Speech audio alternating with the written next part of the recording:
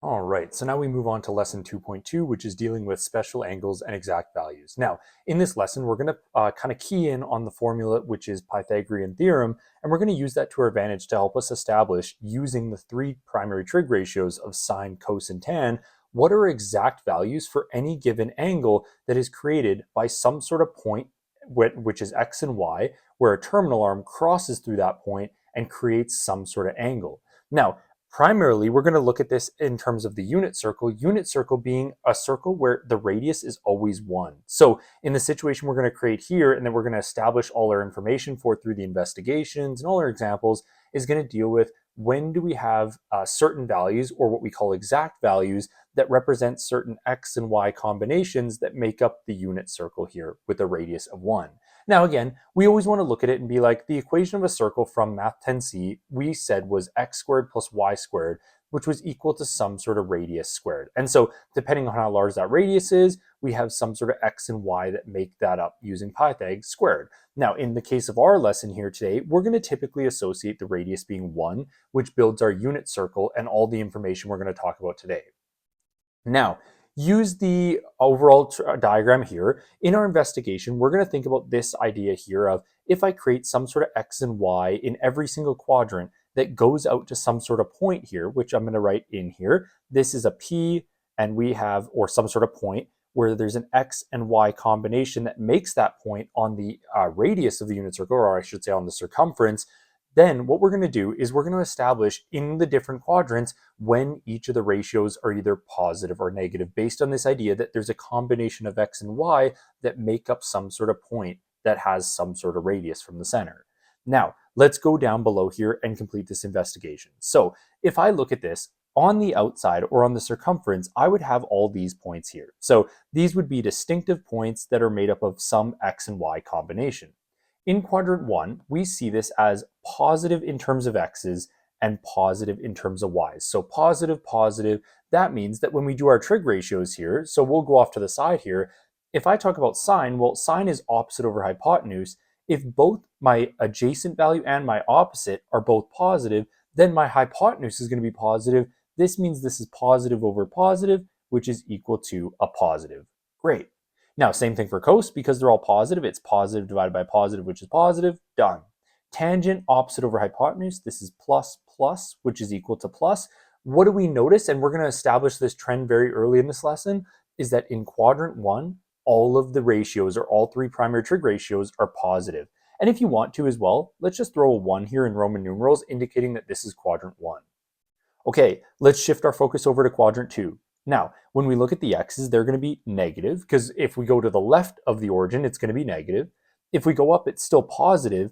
And so we're like, okay, we have positive, we have negative. In terms of our radius, we're always going to consider it to be some sort of positive value, because when we solve this by Pythag, it would always give us a positive, which is fine with us. But what we want to do is now fill in the ratios and go opposite over hypotenuse, that's positive over positive, is equal to positive here. And maybe I should throw this in here as well. The angle we're relating it to is here. So when we're looking from the certain perspective, we're looking at the perspective of the angle we just created here. And I'll fill that in for all the other triangles here. So we're like, there's the theta we're looking from. Okay, so sine was opposite over the hypotenuse, which is positive over positive. The cos is the negative, or the adjacent, over the positive. A negative over a positive is equal to a negative. We then go on to tangent, which is our opposite over adjacent, or what we're going to say is positive over the negative value, and positive over a negative, if we summarized it, is a negative value. So I'm going to make sure I color code that in red. Awesome. So in our second quadrant, as we're going to write it here in Roman numerals, we see that this is going to be only positive for the sine ratio. Cos and tan are both negative ratios. All right, let's go down to quadrant 3. Quadrant 3, maybe we start with writing the Roman numerals just right below here, just so that we have them there. So in quadrant 3, when we talk about the sine ratio, well, first and foremost, we go down in terms of the value here, in terms of y, and our hypotenuse will always be positive. So let's just keep these as positive. We can even fill that in for both the new triangles here. So for our ratios, we have opposite, which is negative over hypotenuse, which means sine is going to be negative over a positive, which gives us an overall result of negative. The cos ratio is adjacent over the hypotenuse, which again is negative over a positive, which will end up resulting in a negative value, just like it was for sine. The tangent ratio is opposite over opposite over adjacent. Negative over a negative, negative over a negative is a positive.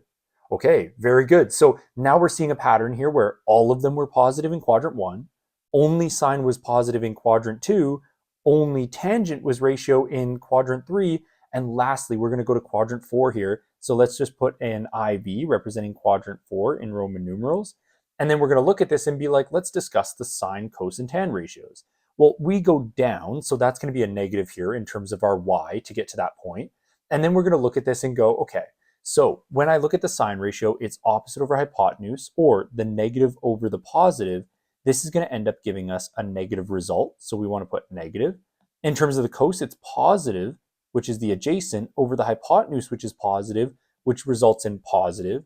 And then lastly, we do opposite over adjacent, or negative over the positive, and this is going to end up giving us a result of a negative. So in this quadrant, or quadrant 4, only cos is positive and the other primary trig ratios are negative. So, I mean, we could summarize this down below here. We could summarize this for each point here. What I'm going to do is at the point, I'm just going to write in a positive and negative. So we know that for the x and y's, this is a combination of cos and sine. Actually, you know what? We're going to save that. We're just going to write in this summary for now. I'm happy with this. We'll get to that piece where we're going to write it as a cos and sine in terms of positive and negative. For now, we're just going to leave it at this where we have our different signs and we're happy with this. All right, let's scroll over here. So let's complete the following based on what we just had happen in the diagram where we had all of them being positive, sine being positive, tan being positive, and then cos being positive. So sine ratios have positive values in which two quadrants? Well, if we flip back just so that we can start establishing a routine here, sine was positive in quadrant 1 and it was positive in quadrant 2. So we're going to swipe back and be like, okay, in 1 and 2, and we're going to use our Roman numerals. Okay, cosines have positive in quadrants. Well, one of those quadrants was in 1 again, and the other one was the fourth quadrant. The tangent ratios are positive in 1, just like all the other trig ratios, but it was positive in quadrant 3. So you can see each of the ratios, they share that idea that they're all positive in the first quadrant, but then each of them are positive in a unique and special quadrant, whether that be 2, 3, or 4. Sine ratios have negative values in quadrants. Well, if they're positive in 1 and 2, that means that in 3 and in 4, the sine values are negative. Cos would be negative in, well, definitely not quadrant 1 because that's where they're all positive. It's going to be, if cos was positive in 1 and 4, that means it's 2 and 3 that it's negative in. In terms of the tangent ratio, well, definitely not quadrant 1, again, because that's where they're all positive. If tangent is positive in 1 and 3, that means that in 2 and in 4, it's negative. There we go. So we have this idea that they all at least share that they're positive in quadrant 1, but then it's a mix of, hey, you know, one of the individual quadrants past that point will be positive for them, and then the rest of them will be negative, or whatever it's where it's not positive, automatically it's negative. Now, here's where we introduce the cast rule, which is very, very important. Honestly, this is going to be massive, especially when you go to the 30 level, you want to hold on to this. The cast rule is essentially just a really simple way of being like, in what quadrant are each of the trig ratios positive? So we're going to start down below here on the right, and we're going to label them in terms of, I have quadrant 1, I have quadrant 4, I have quadrant 3, and then I have quadrant 2. And these will always stay exactly how they were just written here. So 1 starting in the top left-hand side or top right, and then rotating counterclockwise, we go 2, 3, and 4. Well, according to the cast rule, here's how it works. C, cos is positive in quadrant 4. A, all of the ratios are positive in quadrant 1, as we've seen in our investigation. S, only sine is positive in quadrant 2. In quadrant 3, tan is positive. And so when we look at this, we go C, which is cos, A, which is all of them, sine, which is sine, or S, which is sine, and T, which is the tangent ratio. And we rotate counterclockwise just like we would do if we were labeling these in terms of, hey, these are the different quadrants. We're going to rotate in that same direction to establish the cast rule. The only thing is we're not going to start in quadrant 1 for cast. We're going to start in quadrant 4 and then rotate counterclockwise here. Now, again, this is an acronym just to help us understand where the ratios are positive and where they're positive alone. We don't want to confuse this with like where they're negative or whatever. I mean, it does help us directly do that, but the direct acronym of cast tells us where they're positive, and then we can make an assumption on where they're negative based on the cast rule being where they're positive. All right, let's go down to example 1 and use this cast rule to help us out. So in which quadrants does the terminal arm of the angle lie if both sine and tan are negative? Well, in order to determine where sine and tan are negative, we look at this and we're like, okay, well, sine is positive here and it's positive here. Tan is positive here and positive here. So if both sine and tan are negative, that means it must lie in quadrant 4 because that's where only cast is, or where only cos is positive. So we're going to say quadrant 4. Perfect. And again, I'm just going to truncate it to be in quad 4. Now, if cos is positive but sine is negative, so cos being positive but sine is negative, again, this one has to be in quadrant 4 because in order to be in quadrant 4 here, we would have to be here, or in order for it to be positive but sine be negative, they're all positive here, sine is positive here, sine is negative here. So maybe this could be an option, but we want cos to be positive, and cos is not positive in this quadrant. So let's write again, quadrant 4.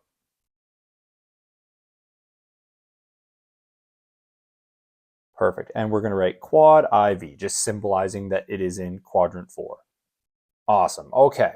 Now, let's go down to example 2 here. Determine without using technology whether the given trigonometric ratios are positive or negative. Well, all we're going to do is we're going to consider the cast rule and where this angle lies. So let's just do a rough picture for each of them. So I'm going to just draw a basic Cartesian. Obviously, when we're drawing these out, we want to start with our initial arm here. And when we rotate a positive angle, we rotate counterclockwise. If I go to 310 degrees, 310 degrees is actually in quadrant 4.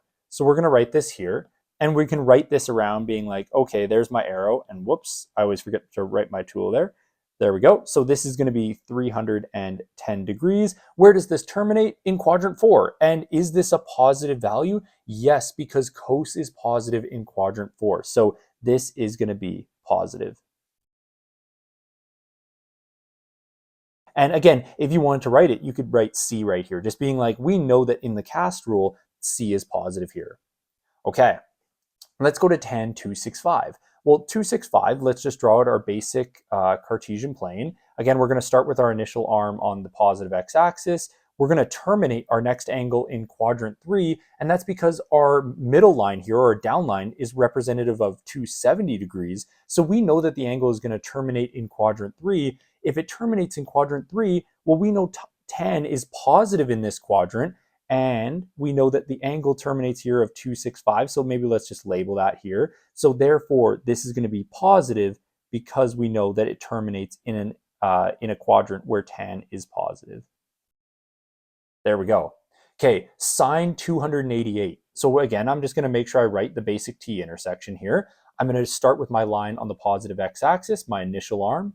I'm then going to take my terminal arm and rotate it to 288. 288 is actually over here in quadrant 4, and if it's in quadrant 4, which we're going to show that wraparound here, it goes around and around and around. There we go, 288. If it terminates in quadrant 4, we know that only cos is positive in this quadrant, so therefore the sine ratio must be negative because only cos is positive there. There we go. So 2 positives and a negative, and just use the cast rule to assist you. Be like, if I rotated to here, would the tan, sine, or cos ratio be positive or negative? Awesome. Okay, let's go to our next one here. So here's where we set up this idea of special triangles, and this is going to seem very new to you because in grade 10, we don't really cover any of this. Maybe if you took AP or maybe if your teacher extended into this, but here's the investigation we're going to do in order to figure out what these ratios are that will become part of our unit circle. Because in this investigation, which is extremely critical, we're going to establish all the pieces of the unit circle. Now, here's what they want us to do. Draw a diagonal square or draw a diagonal of a square with a side length of 1 unit, and use one of the resulting triangle labels and the lengths of all sides. Write the exact trigonometric values of 45 degrees in lowest terms. Okay, so essentially what this means is if I take some sort of square, I'm going to just write out the full square here. And then I'm going to make a cross section, and that cross section is going to be in red. Well, the one thing we have in a square when we create this cross section is we know that this is 90 degrees in this corner here. If we know that the side length is 1 unit, that means this is 1 unit and this is 1 unit. Now, if I want to solve for that hypotenuse, or this piece here, the hypotenuse, we have to use Pythag. We're going to write it as the following. h squared, which is the hypotenuse, is equal to side length squared plus the side length squared. This is h squared is equal to 1 plus 1 because 1 squared is 1, 1 squared is 1. This is going to give us 2. Therefore, if we square root both sides, this gives us root 2. And so on this triangle here, what I'm going to do is just move this h over a little bit and be like h is equal to the square root of 2. And this comes from the idea that we can use Pythag on any given 90-degree triangle to add up the shorter side lengths squared, which equals the longer side squared. Now, how does this help us? Essentially, what we're going to do is we're going to treat it in the following way. Pretend that this is the origin here and that this is where it extends to in terms of this is the terminal arm we've created, which is the red line. Well, if I have some sort of angle on the interior here, I'm going to call that theta. We know that by any sort of triangle here, this is going to be 45, and this is going to be 45. And the reason we can automatically say these are 45 degrees is because if I have two side lengths that are equal and I already have a 90-degree angle, the interior sum of all angles from Math 10C is equal to 180. So I can take 90 and be like, well, these two must be the same because the side lengths are the same, and therefore I get 45 degrees. And now when I do my ratios, here's what it's going to be. Let's say we're considering from the corner here. Well, opposite is 1, hypotenuse is root 2. So if we simplify this, this is going to be 1 over root 2. If I rationalize the denominator, because I really don't like a radical in the denominator, we know this from our radicals unit or unit 5, when I multiply by root 2 over root 2, which I'm going to do here, root 2 over root 2, this is going to end up leaving me with a rationalized denominator where I have root 2 all over 2. So this is the exact value of sine 45. All right, now for cos, we do the same thing. We do adjacent over hypotenuse, which again gives us 1 over root 2. And as we've just discovered, when we rationalize this denominator, it gives us root 2 over 2. So we're happy with this being root 2 over 2 because we don't want a radical in the denominator, just like our unit 5. And this is super important for the 30 level even too. Simplified values never include a radical in the denominator. Lastly, we do tan, which is opposite over adjacent, or 1 over 1. And 1 over 1, this is just simply equal to 1 as a reduced number here. So tan 45 equals 1, sine 45 and cos 45 are equal to the same thing, which is actually kind of a nice property. When you're between or exactly in between any two axis points in any given quadrant, the values will be the same for cos and sine. All right, awesome. So we have a couple of these values that we're going to fill into our special triangle, which is great. Now what we're going to do is we're going to establish when we have 30 degrees and 60 degrees. So what we're going to do in order to do this is we're going to create some sort of equilateral triangle looking like this. So I'm going to go here, here. I'm going to draw the bottom here. Maybe not the neatest, but you know, it's not bad. Then what I'm going to do is just draw a vertical line right down the middle here, up into the top. I'm going to put my 90-degree angle in here because both sides are actually 90 degrees. We've created a right angle here. Each side length is 1, so it's 1, 1. And if I split 1 into half, well, this is going to be 1/2 on this side and 1/2 on this side, totaling a total of 1. Because an equilateral triangle, if I put these two together, it should equal 1 again. So we're happy with that. Now what we want to do is we want to be like, okay, well, where does the 30-degree lie in this situation? We look at this and we're like, okay, specifically, if I ended up solving for it from here, I mean, we could even solve this in our graphing calculators if we wanted to. Let's say we wanted the angle here. We could use our adjacent over our hypotenuse. So let's just bring out our calculator just to show where this either 30 or 60 comes from. So I want to solve for this angle here. Adjacent over the hypotenuse, that's the cos ratio. I'm going to go second cos because I want to do the inverse. And then this is going to allow me to figure out what this angle is. I go 1/2 or 0.5 divided by 1. I close my bracket, enter, and then I end up getting this, which probably means I'm not in degree mode. Yep, not in degree mode. So you double check your calculators in degree mode. I'm going to switch that to degree mode. If you need help with that, let me know. I'm going to re-enter this function, and I end up getting that this is 60 degrees. So I'll write out that instruction of how I found this. If I want this to be 60 degrees, we found this through the idea that we said we know it's going to be cos of that angle is equal to the adjacent, which is 1/2, divided by 1. Well, this is the same as basically saying cos of 1/2. So we're going to go theta is equal to cos inverse. And then this is of 1/2, which is equal to 60 degrees. Now, here's what we know about triangles. And actually, before I implement that, I just want to put an arrow here representing that that's how we got the 60. So here's what I'm going to do. If I know that I now have 60 90, and I'm missing the angle in the top, we know that any equilateral triangle actually has the same degrees everywhere in terms of the corners of the triangle. So this would be 60, the other place would be 60. If we cut 60 in half, this automatically gives us 30 degrees and 30 degrees. Perfect. Okay, so now we have this idea of this new special triangle, which is the 60, 30, 90 triangle. And in order to figure out the sine, cos, and tan ratios of this, we're just going to work through each of them individually here. But in this situation, they wanted us to go from the perspective of 30 first. So let's do that. If I look at this, I'm like, from the perspective of 30, the opposite is 1/2, the hypotenuse is 1. So when we divide these, when we go sine 30, it's going to be 1/2 divided by 1. This is the same as just saying 1/2, because if I take 1/2 and divide it by 1, you're dividing it by the exact same thing, or anything divided by 1 is just itself. So hopefully that's fairly simplistic.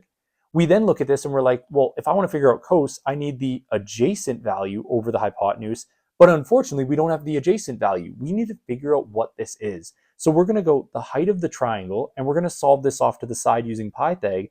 H squared is equal to, well, actually, our hypotenuse is 1 squared, so we want to start with our longest side squared, is equal to h squared, which is one of the shorter sides, plus 1 over 2 squared. When we do this, it's 1 is equal to h squared plus 1 over 4, because 1/2 squared is 1/4. I then am going to take 1 and minus 1/4, and this gives us h squared is equal to 3 over 4, because 1 minus 3 over 4 is, or 1 minus 1 over 4 is 3/4. Now I'm going to square root both sides. I square root this side, I square root my right side, and I get h is equal to the square root of 3 over square root of 4, which is 2. Because again, we know that if I square root this combined fraction, I can square root each individual part of it and then see what it's going to be equal to, but square root of 3 is irrational, so we can't do anything more with that. Okay, now we have this height, which is fantastic because we can utilize that in terms of figuring out these ratios. So I'm just going to arrow into there and then say, well, if I'm thinking the adjacent over the hypotenuse, this gives me root 3 divided by 2 divided by 1, which is the hypotenuse. Anything divided by 1 stays the same. So there's my value. All right, tan 30, we're going to go opposite over the adjacent, which means that I'm going to take this and go 1/2 divided by root 3 over 2. We know from previous units, when we deal with the kiss and flip rule, it's going to be 1/2 multiplied by 2 over root 3. And then from here, if I want to simplify this, the 2's end up going away. 2 over 2, that's just going to eliminate. What's left behind is we end up getting a value where this is going to become 1 over root 3, which if I rationalize it, will give me root 3 over 3. There we go. And again, if you need help with that or going back to radicals, I would definitely review that skill because it is pretty important there. Okay, so for 30 degrees, we now have all the ratios. What we're going to do is now we're going to just change our perspective and go, well, if originally we were looking from the 30 degree, let's look at the 60 degree and do all these same ratios. From 60, we go opposite over hypotenuse, which in this situation is going to be root 3 over 2 divided by 2 divided by the 1, which is the hypotenuse, gives us root 3 over 2. When we do cos of 60, we go back to our triangle and we're like, it's adjacent, which is 1/2, divided by the hypotenuse, which is 1. Anything divided by 1 is just itself. And then lastly, we do the tangent ratio and we go, it's the opposite, which is root 3 over 2, divided by 2. This is going to end up giving us, so let's root 3 over 2, and then this is going to be divided by the 1/2, which is the adjacent. When we do our kiss and flip rule, this is going to be root 3 over 2 multiplied by 2 over 1. The 2's go away in this situation, and we're left with just root 3. Awesome. There we go. Okay, so we now have all these different trig ratios for the sine of 30 and sine of 60 and cos of 30, cos of 60, tan of 30, tan of 60. One big pattern I want you to realize is that when we swap from 30 degrees to 60 degrees, you're going to notice that when sine was 1/2 for 30, it's now 3 over 2.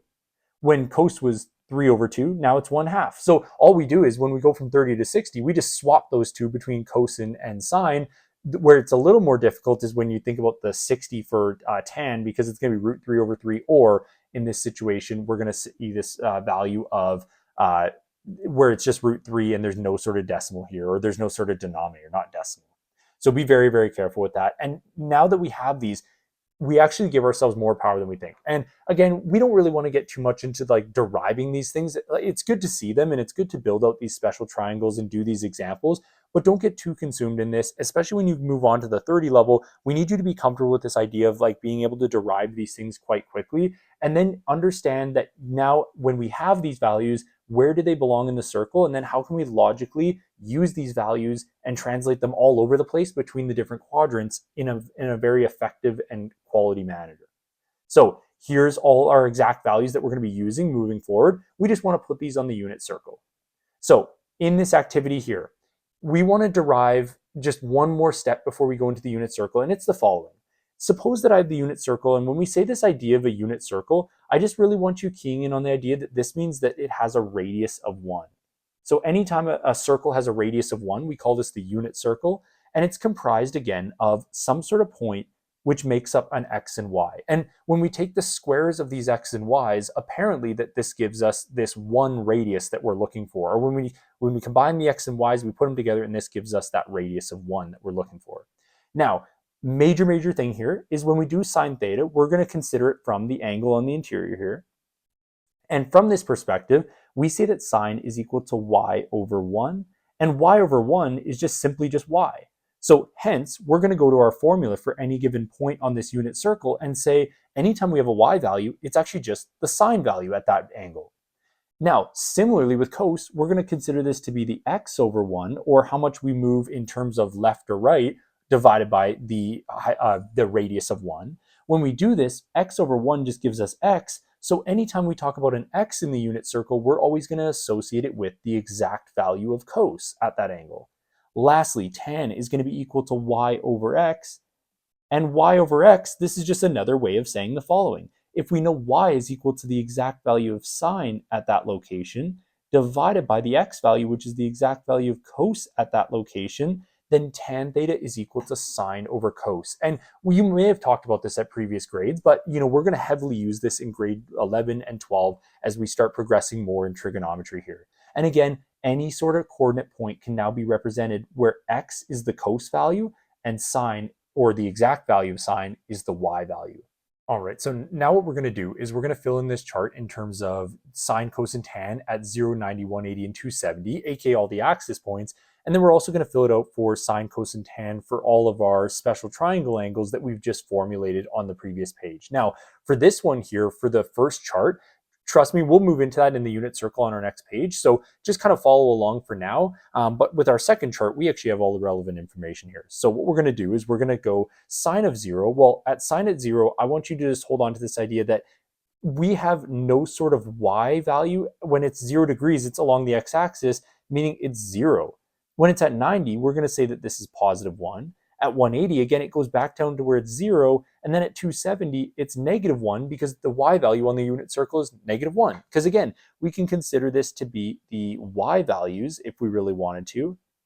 This is our x value, and then this is our y divided by x. Okay, now if we have 0 degrees here, 0 degrees for cos means it's 1 on the unit circle. At 90, there's no x value, it's 0. At 180, it's negative 1. And at 270, it's 0. You can kind of see how these are alternating with one each other, which actually says a lot about sine and cos for your future, is that sine and cos are alternate functions. Okay, now when we go to tan, we're just going to do y divided by x, or the sine over the cos. 0 divided by 1, so I'm going to write this here, 0 divided by 1 is just 0, so 0 for tan. At 90 degrees, this is y over cos, or in this case situation, y over x, which is sine over cos. That's going to give me 1 divided by 0. This actually doesn't happen. In fact, this is what we call undefined. So I'll make sure I can kind of squeeze it in here, undefined. There we go. And then we're going to go to our 0 divided by negative 1, which is the y over x. Again, this is going to be equal to 0. And then our tangent function, when we have negative 1 divided by 0, again, is going to be undefined because we're not divide by 0. If we divide by 0, this is a no-go. So tan will be that division of sine over cos, where sine is the y, cos is all the x values. And again, hold on to this point till you're going to need to trust me on this one until we've applied it to our unit circle on the next page. Now, let's summarize our special triangles into here. So at 0 degrees, just like we said above here, 0 degrees, the y value is 0, the cos value is positive 1, and then the tangent value is going to be, well, 0 divided by 1 is just 0. At 90 degrees, we write this as it's 1 for y, 0 for x, and then as a ratio of 1 over 0, we can't divide by 0. This is undefined. So the tangent ratio does not apply when we have this at 90 degrees. Okay, for 30, 45, and 60, we want to put these all together based on our previous page. So maybe we flip back and we look where it's 30 degrees. For all of the 30 degrees, sine was 1/2, cos was 3 over 2, and then tangent ratio was root 3 over 3. So let's make sure we have that here. Let's flip back here and go. So starting off with 1/2, we then had root 3 over 2, and then we had root 3 over 3. Awesome. Okay, now what was the case scenario for 60? We actually just swapped these. It was for the sine ratio, root 3 over 2. This one became 1 over 2. And then in terms of our tangent ratio, it was root 3. For 45, remember it had this really nice property that was root 2 over 2, root 2 over 2. It was the exact same for sine and cos. And then for the tangent ratio, it was just 1. Because if you divide the same thing by the same thing, aka root 2 over root 2, you just get to 1, which is really nice about these. Now, something interesting you're going to notice about this in terms of a property, look at what's happening with the numbers. When we deal with the sine ratio and we're going from 0 degrees to 90 degrees, it goes from 0 to 1/2 to root 2 over 2 to root 3 over 2 to 1. It's slowly scaling up to 1. The opposite happens with cos. It starts at 1 and then slowly works its way down to 0. So sine and cos are these interchanging functions. And if, in fact, if you actually graph these things out, they look like waves that are alternating each other. So they have some sort of alternation in their period. And then in terms of the tangent ratio, unfortunately, it doesn't have that same sort of alternation, or it doesn't have that same sort of pattern, because the tangent graphs actually look a little bit different and they don't have this nice interchange that the sine and cos functions do. So another property you're going to see is that they all are divided by 2 for sine and cos. And then in the numerators, we go from 1 to 2 to 3. In cos, we go from 3 to 2 to 1. So realistically, you just have to know one direction or the other, because once you know the one direction, aka if you know how to do sine, you just do the opposite for cos, and vice versa. If you know cos, you can do sine. Tangent's that a little more difficult one, but again, once you have sine and cos, getting the tangent shouldn't be too difficult, because we're always going to do sine divided by cos. So the unit circle, so critical. I can't emphasize this enough. In fact, when you go into any sort of diploma level math course, you want to be really proficient with this, and that's going to be my goal as I lead you through this. Now, when we look at the unit circle, again, we always consider this to have a radius of 1. So regardless of which point we're at, we're always like, oh, it's 1 unit away from the center. Now, when we start this, we obviously have our x and y, which are our coordinate grids, and we want to think about it in the following way to start off. If my first point was right here, well, my first point being right here, this is what we call 0 degrees. But more importantly, as a coordinate in terms of exact values, this is going to be at where x is 1 and sine is 0. Or when we think about this as cos is 1, the cos exact value is 1, the sine exact value is 0. And if we're just talking about this as like a coordinate point, that should make sense, because I'm 1 unit to the right and I haven't went up or down at all. I'm not lifted at all. I'm not up, I'm not down. I'm exactly along the x-axis. And we know along the x-axis, the y-coordinate is 0. Now, if I shift up, here's where we want to use our special triangles that we just used on the other page. Don't worry about flipping back. I'm going to give you this information here. This is located at 30 degrees. So this first piece here, we consider this first angle that we're going to consider at 30 degrees, or the first one from the special triangle, the lowest one if you want to, if you'd rather. And this occurred when we had the following. The cos value at 30 degrees was 3 over 2 from our special triangle, while the sine value was 1 over 2. Now, why are these both positive? Because they're in quadrant 1. We're in the positive y's and positive x's. So hopefully that should be okay. Remember when we said we were at the next stage, this was 45 degrees. You're halfway between 0 and 90. Halfway between 0 and 90, you're at 45. And the beautiful thing about this is both the cos and the sine values are the exact same. So this is going to be root 2 over root 2, and then, root 2 over 2 and root 2 over 2 for the cos and sine values. Now, as you can see, the pattern is going from 30 to 45. You can only imagine the next one is a plus 15 degrees. We go up to 60 here, And from 60, we said that this was the following. The exact value was 1 over 2 for the cos value, and the y value, or the sine exact value, was root 3 over 2. Awesome. We're going to close that up and we're done there. So this is quadrant 1, and this is the associated exact values for when we say, again, that it is cos first and then sine for the second one. Now, suppose I drew a point right here. Well, we know that this is at 90 degrees, so it's exactly a right angle from our original starting point. And in terms of the point that we're going to put here, if you think about it, we have not moved left or right. When you're at that very maximum point here, and we're on the y-axis, any sort of thing on the y-axis has a value of x is 0, but the y value, because the radius is always 1 on this unit circle, will just be purely composed of 1. And if it hasn't been emphasized, or if it's maybe going over your head a little bit, that's fine. Think about it as the following. When I take the squares of these, it will be equal to the hypotenuse squared, which the hypotenuse squared should then be the unit circle of 1. So if you take these two values here and you square them and add them together, you're going to get 1. And if you do the same thing over here, you square them and then you add them together, you're going to get 1. These are just different values that when you're looking at them, you're saying, I'm exchanging some amount of x, some amount of y, but when I square them and put them together by Pythag theorem, they're always going to be 1. The reason that they're strictly 1 at these locations, and you don't need to do any sort of specific math to get them, is because one of the values is just strictly 0, so obviously to get 1, it has to be 1 itself. Whereas with these ones, there's some sort of x and y combination that when you square them and put them together, then you get 1. So these all do share the value of 1 in terms of they're all 1 unit exactly away from the center, but they're just different combinations of x and y that do that for you. Okay, I'm going to show you a very interesting thing about how we can get the rest of these very easily. If you know what quadrant 1 is, you actually know all the rest of them right away. Here's what I mean by that. Let's go over to the other side for a second. If I generate a point here, and this is at 180 degrees, because we see this as on the other side of the triangle, or on the other side of the unit circle, I should say. 180 degrees away, instead of the x being positive, we're just going to make it -1 and 0, because we're not shifted up or down at all. And in fact, we went to the left of the origin, or the middle, so that means we're going to be at -1 instead of the +1 that we were at 0 degrees.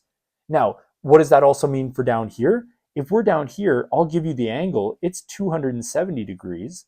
And because we add 180 plus 90 gives us 270. And just like we did on the upper above one, x is 0 here, but because we're now below the x-axis, we're going to be at -1.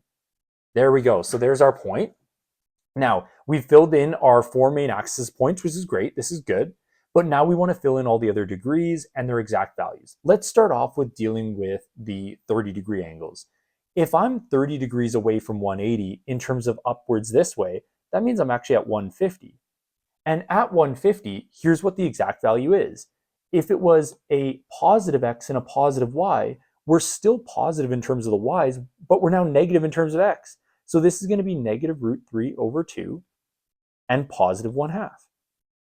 Okay, let's go 15 degrees inwards, right? Because between each step on the inside, it was 15 degrees. This is 135. This occurs, again, when we're halfway between 90 and 180, or halfway between any sort of two quadrant axes, we're always going to be at √2 over 2, but we got to be very careful. The x value is going to be negative. The y value is going to be positive because we're above the x-axis. Let's go 15 more degrees inwards. This puts us at 120. Which at 120, if on the first quadrant it was 1/2 and √3 over 2, now we're going to write this as -1/2 and √3 over 2. Again, do you notice how all the y values are positive still? It's only the x values that became negative because we're on the left-hand side of the axis. So maybe let's just make a note about what we've done so far in terms of the summary. My points are going to be positive and positive. My points over here are going to be negative and positive, or negative for x, positive for y. Now I'm going to go down below here and be like, well, 180 plus 30 is going to be equal to 210. So to get to any sort of first point in the coordinates or in the quadrants, we want to add 30 degrees, and then we'll start adding 15. So, but first we got to do the plus 30. Now, as an exact value, if this was the first one past there, when we're thinking about this, it's got to be the one that's the closest to the x-axis, which means it's the root 3 over 2 and 1/2. As a point, both values are going to be negative, root 3 over 2 and negative 1/2. The reason they're both negative is because not only is x negative now, the y values are negative. All right, we're halfway between the axis point and we add 15. Adding 15 puts us to 225 degrees. When we add the 15 and we go to halfway in between, remember both of the values are the same. However, because they're below the y-axis or below the x-axis, we consider them to both be negative. There we go. So there's the exact value. And I don't want to overlap it on the circle, so I'm just going to move it slightly. All right, let's continue this below. I add 15 degrees. This is going to end up putting me to 240. And 240, if we look at this, again, when we're closest to the y-axis, the ones that are closest to the y-axis have this as an exact value, or when it's 60 degrees as its given reference angle, we consider this to be 1/2 and root 3 over 2. We just got to make sure we associate the right sign with it. In this quadrant, they're both negative, so I'm going to write it as negative 1/2, and I want to make that as neat as possible, negative 1/2 and negative root 3 over 2. Done. Okay, let's go to our last and final quadrant, 270. 270 plus 30 will put us at our first angle, which is 300 degrees. So we want to write 300 in there first. And then when we have a reference angle of 60, again, we're going to copy the part that we just wrote down here. This is going to be, in terms of x value, now it's positive 1/2. The y value is still negative, so this is going to be root 3 over 2 still as a negative value. All right, we're going to go to our next one, which we add 15 degrees, 315. When we put this together, if it's halfway between the x-axis and the y-axis, remember, it's root 2 over 2, but our x value is positive, and our y value is going to be the one that's negative. Done. Okay, we add another 15 degrees. This puts us to 330 degrees. And at this point, when we're 30 degrees away as a reference angle, we said that the exact value for the x, or the exact value for cos, was root 3 over 2. But because we're below the x-axis, our y value will be negative. Now, again, here's how you know you did the unit circle correctly in this situation, is the following things should happen. All the exact values should be the exact same, but just with negatives and positives in terms of, if I'm in one quadrant, then is the x negative or positive? If I'm in another quadrant, is it negative or positive? The other trend you want to see is that the interior angles that are closest to the x-axis should always be 30 degrees, 30 degrees, 30 degrees, 30 degrees. The other piece you want to look for is, are all these angles 15, 15 away from each other? Because you want this to be 15, this to be 15, this to be 15, this to be 15. And then just do a last double check and be like, did you swap the sine and cos exact values? Hopefully you do quadrant 1 all correct, and then that will set you up really well. Lastly, I'm just going to summarize this because we've already been doing this. In terms of this one, this is where both values, the x and y, are both negative. So I'll go negative, negative. And then in terms of my quadrant 4, this is where our x values are positive, but our y values are negative. All right, let's go into example 1 using our unit circle, because once you actually have your unit circle constructed, there's not many questions that will surprise you in a way, which is maybe the good part. So we're going to scroll down here, and in example 1, use the unit circle to find the exact value of the trig ratios for the rotation angle of 240, and give each answer as an exact value with a rationalized denominator like we did in unit 5. Okay, sine 240. Well, 240, let's just take a look at where that is. 240 is in quadrant 3, which puts it right here. Now, to determine the ratios, we can just strictly use our unit circle. Here's the ratios for cos and sine, where cos is always the x value and sine is always the y value. Now, that makes our job really easy for the first two, but then in terms of 10, we might have to do a little bit of work. Here's the other thing I want to point out. In this quadrant, do we remember what ratio is positive? It's actually tangent. Tangent is the positive trig ratio in this quadrant because we have C, A, S, and T. And if the tangent ratio is positive here, the reason it's positive is because you take the division of these two and they're both negative, leading you to a positive. But let's just start off with the first one. So we know that the sine value for 240, according to our unit circle, is going to be the y value. And so sine of 240 is equal to, maybe we'll just write it directly next to it, negative root 3 all over 2. So there's your value. For cos, it's the x value at that location. So it's going to be negative 1/2. And if we wanted to as well, you could even write this below here. You could be like, oh, it's the y value, it's the x value. And then in terms of my tangent ratio, we see it as it's going to be the cos over sine, or sorry, sine over cos. And so we write this as the y over the x. Back in our investigation, the y over x, we may actually need this work, or we may need this room here. So I'm going to take that out just for a second. This is going to be equal to the sine ratio, which is negative root 3. There we go. Negative root 3 over 2 divided by negative 1/2. A negative divided by a negative will leave it as a positive. So maybe I'll get rid of those negatives. This becomes root 3 over 2 times 2 over 1. When we multiply the root 3 over 2 times 2, the 2's will eliminate, leaving us with root 3 over 1. There's the exact value for tangent in when it's equal to 240 in the unit circle. Or if there's a rotation of 240 degrees, the exact value for tan is root 3. And you could put over 1 if you want to, but we know like over 1 is just going to be the same thing, so no problem.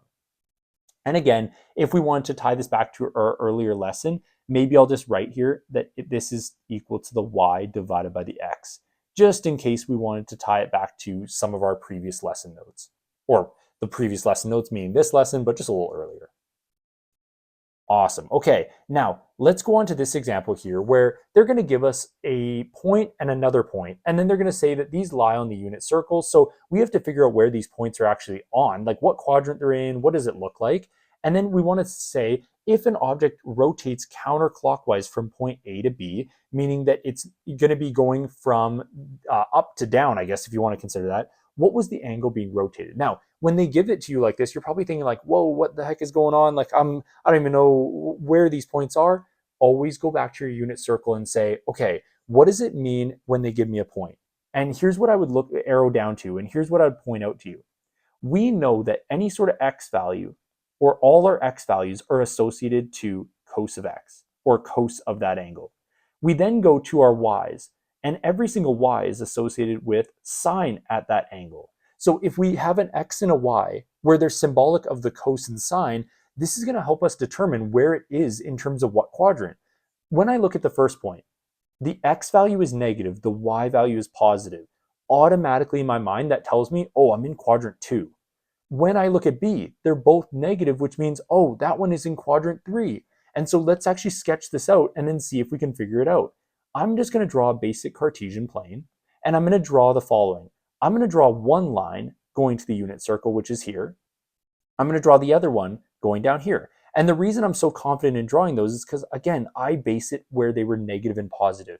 If the x is negative but y is positive, that means that point A is up here. In terms of they're both being negative, that means automatically that the B value is down here, or the point B is right here. And if this is true, what they're looking for is the interior angle right here. This is the theta they're looking for. So in order to figure this out, what we need to do is figure out at that exact value, what is the angle?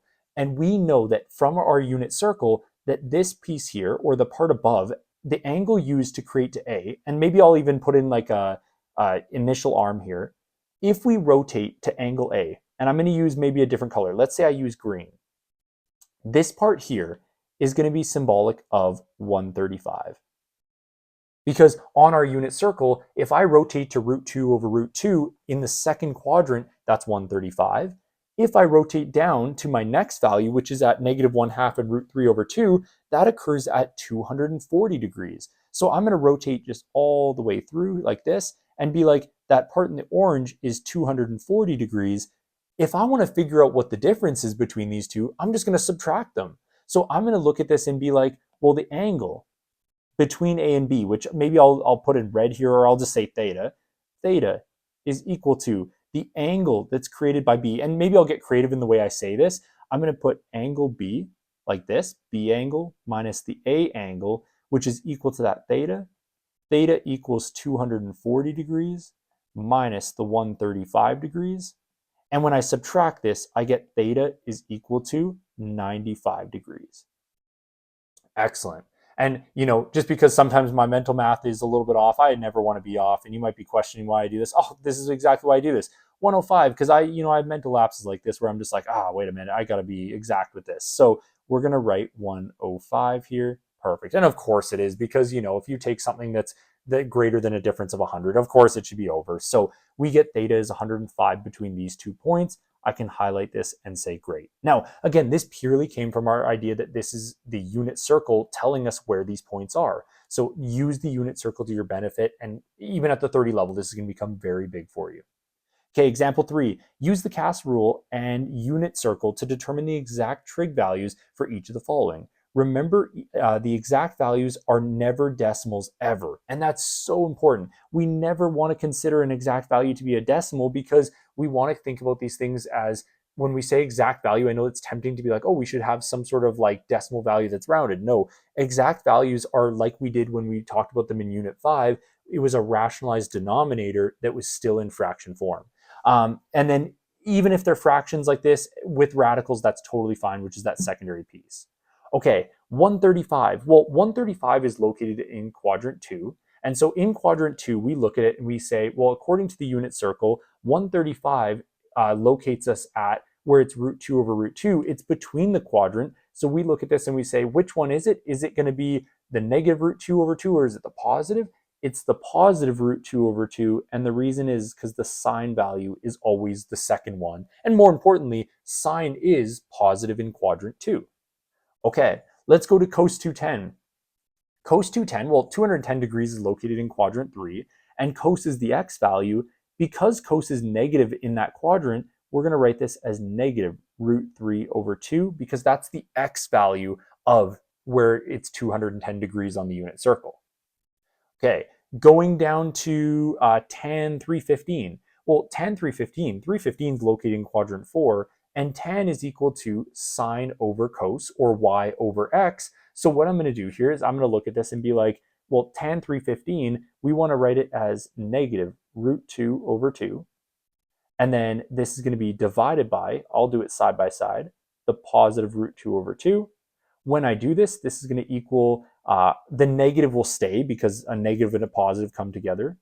So negative root 2 over 2 times 2 over root 2. There we go, which is equal to, if I take 2 over 2, that eliminates to 1. Root 2 over root 2 eliminates to 1. This ends up giving me an answer of negative 1. And hopefully this makes sense, because in quadrant number 4, tan is negative. The only values that are positive in quadrant 4 are cos. So we get a negative value and we're happy with this. All right, sine of negative 60. Oh, very interesting that they would ask us like this. You know what the easiest way to look at this is? If you want to consider it in terms of, you're thrown off by this idea of negative and you don't understand what that means in terms of rotation, here's a very fast way you can convert this. Let's take negative 60 and just add 360, add a full circle to it. If I take negative 60 and I add 360 degrees, rotating it into the positives of this, this is going to equal to 300. So essentially, when we rotate to negative 60, we're at 300 degrees. What is the sine value at 300 degrees? The sine value at 300 degrees is given to us by the y value at 300 degrees, which is negative root 3 over 2. Awesome. There we go. Okay, let's go down to part E. Part E gets us to look at cos 225. 225 is in quadrant 3. When we look at it on the unit circle, we end up getting that this is negative root 2 over 2. Okay, we go down to sine 390. Well, 390, you're probably thinking like, wait, 390, we've never dealt with something that's greater than 360, just like we did in our above example when we talked about, oh, you have a negative and it's not a nice angle between 0 and 360. Instead of adding, we're going to subtract. We're going to go 390 minus 360, because we want to get it into a value we understand on the unit circle. This puts us to 30 degrees, and sine at 30 degrees is a positive value, and not only is it positive, it's 1/2. Perfect. And again, this is in quadrant 1. Okay, we go over to tan F, part F, which is tan of negative 240. When we see a negative angle or an angle that's not recognizable between 0 and 360, I would either add or subtract 360, depending if it's greater or less. In this situation, we end up getting a difference of 120 degrees, and 120 degrees is actually located in quadrant 2. And if it's in quadrant 2, the values of this are going to be, we have our sine value, which is root 3, whoops, a little too big there, So we're going to write this, and maybe I'll shift this down here just because I don't want that to be the center point of it. I want to actually do the work next to this. So we're going to go root 3 over 2, which is the sine value, divided by negative 1/2. When I flip this to multiplication, it's going to be root 3 over 2 multiplied by negative 2 over 1. The 2's are going to eliminate, and I end up getting that this is negative root 3. And again, because in quadrant 2, the only ratio that's positive is sine, I should expect a negative value. This is totally appropriate for what I'm expecting. Okay, going down to example H. Yikes, we have a 570, and we're like, 570, we haven't dealt with degrees like that. So what we're going to do is we're going to take the negative 570, and to make it more recognizable, we're going to add 360 degrees. And when we add 360 degrees, let's just bring out our calculator so we don't make any mistakes. 570 minus 360, I know I'm typing it in a different order, but it's fine. We get 210 degrees here. So when we convert this to something between 0 and 360, we end up getting 210.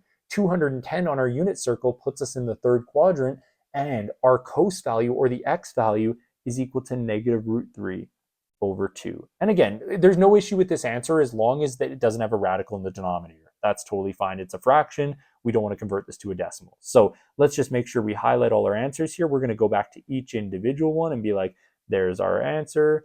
There's our answer for this one. We're going to go up to cos 210 and highlight this one. We'll go to our sine and highlight this one. We'll go to our tan, our cos 225, and then lastly, our sine of 390. Excellent. Okay, perfect. Now let's go on to example number 3 here. Use a calculator to determine to 4 decimal places the coordinates of the point on the unit circle that corresponds to the rotation of 148. Now, again, here's the big thing we want to pull from this. If we know that the point of some sort of x and y crosses through 148, then we know a point corresponds with the following: cos of theta and sine of theta, where cos is always the x value and sine is always the other one. So in order to determine the point of this, we're just going to figure out what is the cos of 148 and the sine of 148. So let's type that in. Point is cos of 148, because I just want to formalize it all together. Sine of 148. There we go. And now let's type these things in our calculator. Maybe I'll just do the answer right below here. It's probably going to be best. The point is, we're going to type in cos 148, and they want this thing to 4 decimals. So I'm going to go negative 0.8480. And then when we do the sine ratio of this, sine 148, we get that this is going to be 0.5299. Close the bracket. So there's our point on the unit circle, or on the circle for this situation. They did say it was unit circle, so that's good. And this corresponds to a rotation of 148. Now, the one thing you want to double check, does it make sense that the cos value is negative and that the sine value is positive? When we're in 148, that means we're in quadrant 2. In quadrant 2, only sine is positive, cos is negative. So this definitely applies, and it makes sense to what we should be expecting based on where it is. All right, example 4. Point T has these coordinates, and it lies on the unit circle. Determine the value of theta, which is made by the positive x-axis and a line passing through T. So essentially what they're asking for is, what is the angle in standard position that would go through T? Now, what we need to figure out first and foremost is we need to figure out what do each of these correspond to? So when I do this, again, we look at this and we say, well, point T is comprised of cos theta and sine theta. And when it's comprised of these two, they've given us the exact values. We just need to undo the process here in the following way. We're going to take this and be like, well, cos theta is apparently equal to negative 0.8829. And this will give us, if we invert this, or if we go theta is equal to cos inverse of that ratio of negative 0.8829, then this is going to end up giving us, let's just do this in our calculator, second cos, I'll move the calculator over here, 0.088, and oh, whoops, I want to make sure I got my negative in there, 0.08829. There we go, close the bracket, enter. This ends up giving me that I have 151.99, which equivalently is equal to, and let's just make sure we write this out here, to the nearest degree, we write this out as 152 degrees. Okay, we're going to do the same thing with the sine ratio. And I probably took up way too much space for what I needed. I'm going to look at this and be like, well, sine theta is equal to the other piece, which was our 0.4695. If I want to undo this, I go theta is equal to the inverse of sine, or sine inverse of 0.4695. And then this will end up giving me a theta value, which is equal to, when I scroll over here, I'm going to go second sine. I'm going to type this in as 0.4695 and enter. I end up getting that this is the 28 degrees. Now, if this is 28 degrees, and I just want to make sure I have this completely correct there. There we go, 28 degrees. One thing we want to double check here is, what does this make sense, or does this make sense, and what would we potentially have to change here? So I'm just going to shift this one over. I'm going to shift this part over a little bit so that we can fit sine next to it. So maybe we do this, and then, oh, that's not going to help us here. So we're just going to leave it as is. I want you to think about where this is in the Cartesian plane. So if I have cos that's negative and sine that's positive, that means I'm in quadrant 2. And so when you look at this retroactively, you got to look at these two angles that you just solved for, and you're like, okay, what do they mean? 152 is obviously a big angle that puts us into quadrant 2, but what is this 28? You're looking at this being like, huh? What you need to think about is, when you add them together, what do you get? 28 plus 52, is that not just 180? And that's exactly the outcome we want. Is we want this to, if we add up the reference angle, if I was to draw a little quick sketch of this here, which I will on the top right here. So let's say this is my Cartesian plane, and let's say that this is my initial arm, and this is the line that puts us into quadrant 2. What they've just given us here is that this piece here, or that inner angle that creates the angle in standard position, is 152. And the reference angle, which is right here, I'll write it as theta r, is equal to 28 degrees. And that's the part that's located between the x-axis and the terminal arm. So our answer that they're looking for, based on the idea that it's an angle in standard position crossing through point T, is this one. But don't feel like you got thrown off by the idea that we get this 28 degrees. Just know that that will often refer to the reference angle. So just be very careful about which answer you give. Okay.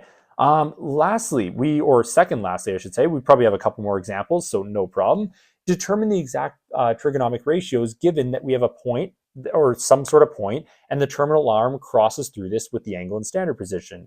Give the exact trig ratios for sine, cos, and tan. Now, we need to draw out a picture here, because as soon as they give us a point like this, I think it helps to have that visual just to base it off of. So if the x value is positive but y is negative, that actually tells us that we're in quadrant 4. So I'm going to write my initial arm here. I'm going to write my terminal arm right here. And then I'm just going to make sure at the very end of this, I'm going to write that point in.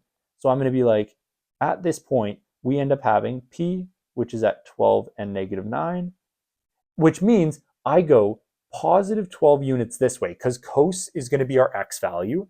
And then in terms of getting down to that point, which I'm just going to go like dot, dot, dot, dot, dot, like this. This means I go down 9 units. And so we got to figure out what is the value for this theta here. But more importantly, because they didn't actually ask us for any angle here, as much as we want to solve for an angle, they said, what are the primary trig ratios, regardless of what angle it is? And so maybe as a part of it, we'll solve for the angle just so we know what it is, and then we can write out all the exact values for it. So first and foremost, I think it might be best to actually do Pythag in order to get the hypotenuse value, or the length of the hypotenuse, or in this case, our terminal arm. So we're going to go hypotenuse squared is equal to our side length squared, which is 12 squared, and then plus negative 9 squared. There we go. Let's bring out the calculator here. We got 12 squared, which is 144, plus 9 squared, which is 81. This gives us 225, so we get h squared is equal to 225. I square root both sides, giving me h is equal to, I believe this is going to be our 13, but let's just double check here. 15, yeah, that's right. Yeah, it's bigger. We've got to make sure we get the right value here. There we go. So our hypotenuse value is 15, which we can fill in into the triangle here. Excellent. That's step number 1. Now that we have this, we can actually write out all the trig ratios. And again, like, yeah, if we have extra room, maybe we'll write for those trig ratios, or maybe we'll solve for theta, but I don't think it's the most important thing here. When we solve for this, sine is going to be the opposite over hypotenuse. So we're going to go sine theta, which is equal to negative 9 over 15. And then again, as an exact value, we're just going to leave it there. Cos theta is equal to the adjacent, which is 12 over the hypotenuse, which is 15.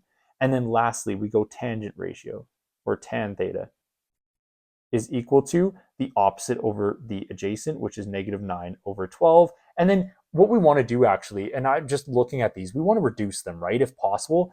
All of them look to be divisible by 3. So I'm going to divide this one by 3, which is going to give me, if I divide the numerator by 3, I get negative 3. If I divide the denominator, I get 5. So this gives us negative 3 over 5. For the cos, this is going to be equal to, divide them both by 3, this is 4 over 5. And then my last one, if I divide this by 3, I end up getting negative 3 over the 4. There we go. And that's me dividing each of them by 3 just to reduce the fraction, which ideally you would want to do in any of these cases here, is you don't want to leave it as unreduced, especially on a test question. Like they may specifically look for the reduced values here. So very, very critical. So we're going to go sine, and then we're just going to highlight it. We're going to, and maybe I'll just highlight the full solution there. There's cos, and then there's tan. Awesome. Perfect. And you know what I'm going to do is I'm just going to eliminate some of the highlighting here. Sometimes it can be a little much. So I'm going to go here and then just highlight the exact value, and then cos, and then I'm going to highlight the exact value, tan, and then I'm going to highlight the exact value. There we go. Perfect. Okay. Now, again, if the visual helps you, make sure you utilize it. Now, determine the exact values of sine, cosine, and tangent when it's 120. In this situation, if we know that it's 120 degrees here, and I think that they're talking about just generally in the unit circle, if this is the case where it's 120, what we can do is, and I don't think these are directly related to each other. Not for this one here. These are kind of separate in a way. So what I'm going to do is I'm going to go down here and be like, determine the values of 120. It's in quadrant 2. So maybe let's just draw a picture just to make sure we have it here. In quadrant number 2, we start obviously for any sort of angle. We start on the initial arm on the x-axis. We then rotate it to quadrant 2, which is here. And this interior angle here, which I'm going to use the red here, is going to be 120 degrees. Now, if this is 120 degrees, or that's 120 degree rotation, according to our unit circle, this actually puts the point over here on the unit circle at the following. We have for an x, negative 1/2. We have for a y value, 3 over 2. There we go. So now if we want to figure out the exact values, essentially what we're going to do here is we're just going to write this as the following. We're going to write this as, let's start with sine. Sine theta, or sine of 120, is equal to the y value, which is root 3 over 2. We're going to write this as cos 120, which is equal to negative 1/2. And then we're going to write our tangent ratio, or tan 120, which is equal to the sine over cos, which is going to be root 3 over 2 divided by negative 1/2. And then when we write this out, we're going to go negative root 3 over 2 times 2 over 1. When we eliminate the 2's, we end up getting that this is root 3. And there should be a negative on here. So let me make sure, oh, it's on this one here. So this will give us negative root 3 as an answer, which should make sense because at the end of the day, the only value that should be positive in quadrant 2 is the exact value for sine. So there's our sine of 120, here's our cos of 120, and then here is our tan of 120. Awesome. And then just to avoid this interrupting with the question, I'm just going to lower that down there and make it look like the following. There we go. Perfect. All right. Now, for example C here, given that cos theta is equal to root 33 over 7, and theta is going to lie between 0 and 90, determine the exact values of the other two primary trig ratios. Okay, interesting. So if cos is positive, that is an indication, and especially under this restricted domain, they're telling us that this lies in quadrant 1. So let's just sketch this out here. We have this, and we have some sort of initial arm, which is located right here. There we go. We have some sort of initial arm, and we have some sort of terminal arm that goes here. In order to get to this value here, maybe I'm just going to extend the blue just a tad here, just to see it go right above there. To get this, we have some sort of x and some sort of y that when they combine together will give us this point on the outer edge of the unit circle here the two things that will combine together, cos we know is the adjacent over the hypotenuse. So that means that the hypotenuse is 7, the adjacent is 33, because it's always in relation to this angle here. When we're talking about it, or when we're creating these triangles, these special triangles within each of the quadrants, we're always going to put our theta here and then do all our ratios in relation to this. Now, to determine the other values, we need to figure out what this opposite is. So let's just write a little x here, and then we can fill in what x is equal to. We go x squared, or no, sorry, we're going to do our hypotenuse squared is equal to x squared plus root 33 all squared. From here, we're going to write this as 49 is equal to x squared plus 33, because when we take a square of a square root, it undoes that square root. I'm going to now subtract 49 minus 33. That's going to give us x squared is equal to 16. And then when we square root both sides, square root and square root, this is going to end up giving us x is equal to 4. Now, we technically could say plus or minus 4, so maybe I'll throw that in there. But for our case, we see this as, oh, it's plus because it's in the positive direction. It's upwards. So we're going to write this in as 4 there. Okay, so now we have two values that, or we have a filled in value. We have a total triangle. To determine the other two primary trig ratios, we just use this information.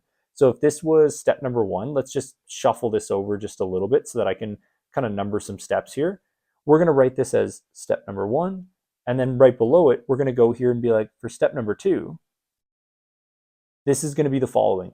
We're going to take our, because if we had cos, we want sine. So sine of theta is equal to the opposite, in this case, which is 4, over the hypotenuse, which is 7. 7 is prime, so our solution is done. And then if we want the tangent ratio, not cos, because we already have cos, tan theta is equal to the opposite, which is 4, divided by root 33, which is the not root 33. That's going to be our adjacent. Yeah, so it is root 33. There we go. Root 33. We want to rationalize this denominator, so we're going to multiply by root 33 and root 33. There we go. And then this is going to end up giving us where the tangent ratio is equal to 4 times root 33 all over 33. And that's going to be our value there. We can't reduce this anymore because 33 only divides by 3 and 11. So there's no perfect square I can remove. 4 and 33 don't divide by anything in common. There's no common factor. So there's my solution. So tan theta is equal to 4 times root 33 over 33. And sine is equal to 4 over 7. Awesome. Okay, now from here, we want to do our next example, which says, suppose that theta is an angle in standard position, and this sine theta is equal to negative 6 over 13, and cos is less than 0. When they use this special language of cos being less than 0, just think about this as they're saying that it's negative. So if you ever see that you have that language there, and I'll just put that in brackets right below here, they're saying cos is negative when it's strictly less than 0.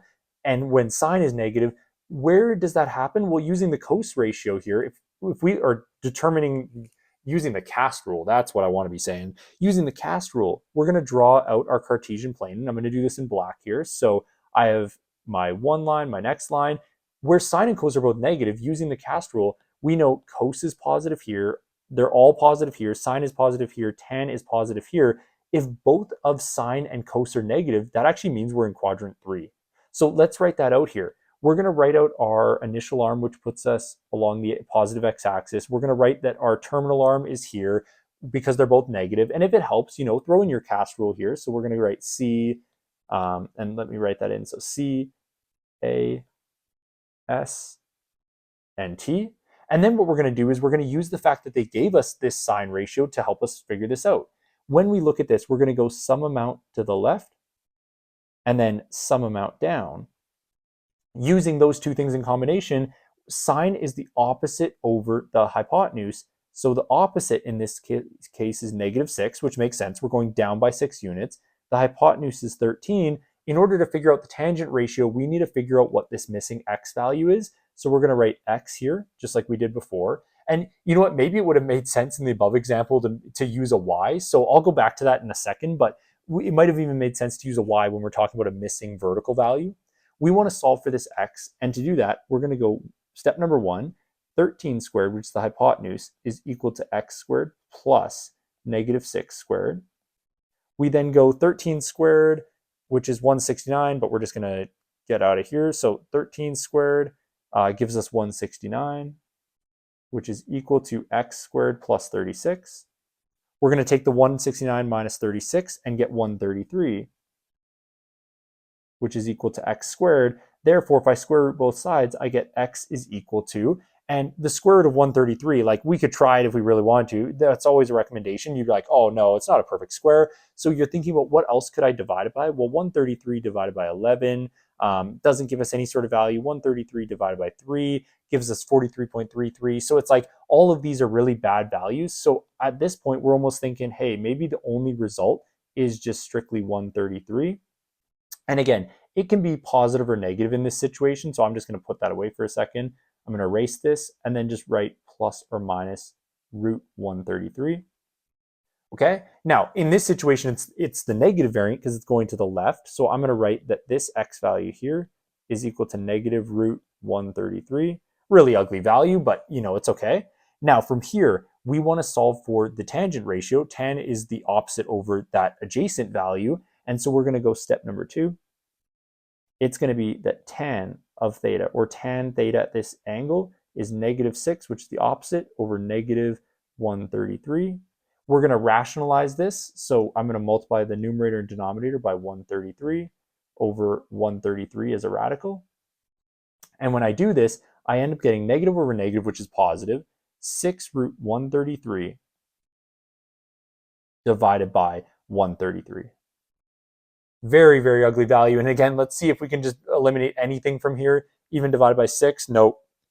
And there's really nothing we can do. So maybe we can potentially reduce it as a fraction. If I go 6 over 133, math, frac, no, it's just going to stay the same because 133, in fact, it might even be prime in that situation for this. So we're like, okay, there's our value. We're done. Just we need to make sure it's a rationalized denominator. Not the prettiest of values, but it does the trick. Okay, now what I'm going to do is I'm just going to go back up here to this example here. And again, like I said, because we're dealing with a y value, I'm going to write this as y is equal to 4. And then I'm going to change this again to y's. So I'm going to be like, erase this, erase this. This is going to be y squared. This is going to be y squared. And then right here, we're also going to write this as a y and a y. So y and y. There we go. Just because if we're talking about verticality, I don't want you getting thrown off by the fact that I use an x. I was just using an x to simplify our variables a little bit, or just write an unknown if you want to put it that way. But yeah. All right. That's where we're going to finish our lesson here. So before we move into 2.2, you're definitely going to want to get some practice on this, or 2.2 part 2, I should say. You definitely want to get lots of practice with this.